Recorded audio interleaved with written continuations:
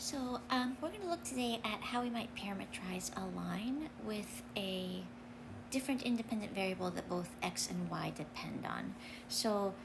Parametrizations and parametric equations, what we've seen is that we use a third variable, let's call it t.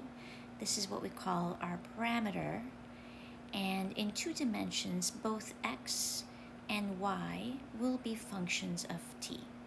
This allows us to model motion a little bit more easily than just y dependent on x, because, for example, t might represent time, and so we can get a sense of the direction of motion, we can get a sense of speed. So how do we parametrize a line? So we're going to start with the point-slope equation of a line in two dimensions. So we're going to work entirely in two dimensions in this video, and when we look at lines in three dimensions, we will build onto the work that we do here. So the point slope of the equation of a line is y minus, let's call it y sub 0, equals the slope m times x minus x sub 0. So this is a line that passes through the point x0, y0, and it has a slope of m. And for the purposes of our work today, I'm going to write m as the ratio of the change in y over change in x, but I'm going to represent the change in y as b and the change in x as a. So let's replace that slope of m into our point slope equation.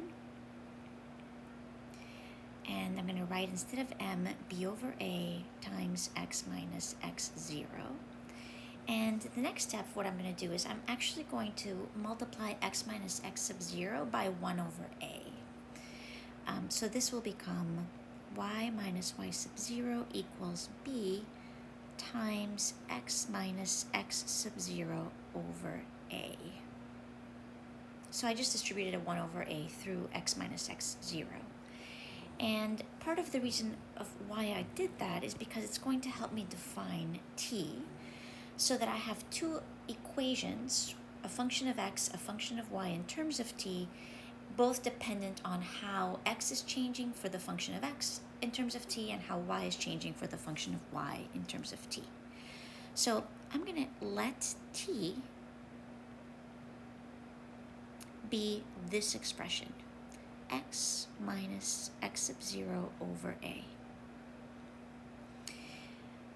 Rewriting this equation, multiplying both sides by a, will give me that a times t equals x minus x sub 0. And if I solve for x, I'm going to move it to the other side. I'm going to have add x sub 0 to both sides will give me x sub 0 plus a t. So let's recall that this a represents the change in x in our slope, how much x changes for every change of y, right? So this is part of our slope. And let's go back to what we had up here and look at how we can represent now y in terms of t only.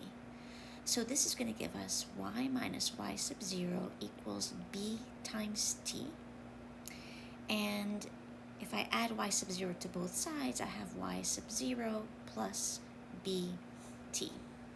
So this is what we call our two parametric equations of a line passing through x0, y0 with slope b over a. I'm also going to say, since we want this line to continue, to have an infinite number of points. I mean, it always does, but to not have any endpoints, not a line segment, we also have to specify the interval for t. So here are two equations. X equals x sub 0 plus at. Notice this is a function of t. X is a function of t. And y equals y sub 0 plus bt. We're going to let t go from negative infinity to positive infinity. This is our parametric interval. And so this are the two parametric equations of a line in two dimensions. Slope is b over a.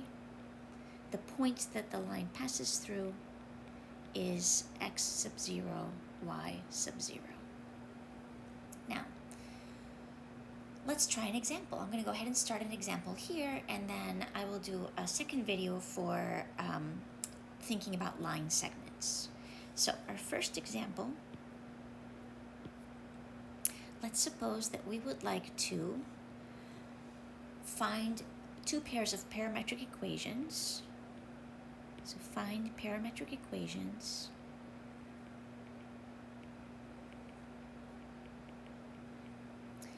for a line with slope equal to 1/3, passing through the point 2, 1.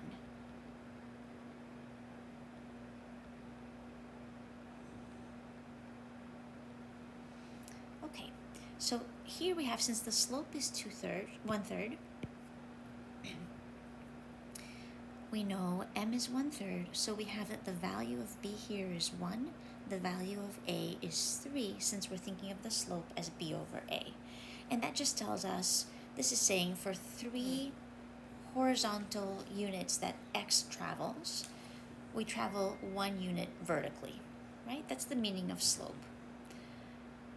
And our point is 2, 1, so we're ready to write our equations. X is going to be the x-coordinate of the point that we have plus at. Y will be the y-coordinate of our point plus bt. So this will give us, for x, the x-coordinate is 2, so we have 2 plus 3t. And for y, our y-coordinate of the point is 1, and b is just 1, so plus 1t. So here are two equations for our parametric line, and again, we want t, our interval, to be from -infinity to infinity. And this parametrizes the line. Now, if we want to, we could have written the line in terms of, in the point and slope equation, and we can change our parametric equations into point slope equation of a line in 2 dimensions. We do lose some information, right? We lose direction that the line may be going in, as you probably learned in class. But we can, if we want to solve, to write the point slope equation from our 2 parametric equations, we can do that. So anytime we want to write our function in terms of y and x, our equation in terms of y and x, we can solve one of the equations for t and then use that and plug it into the second equation.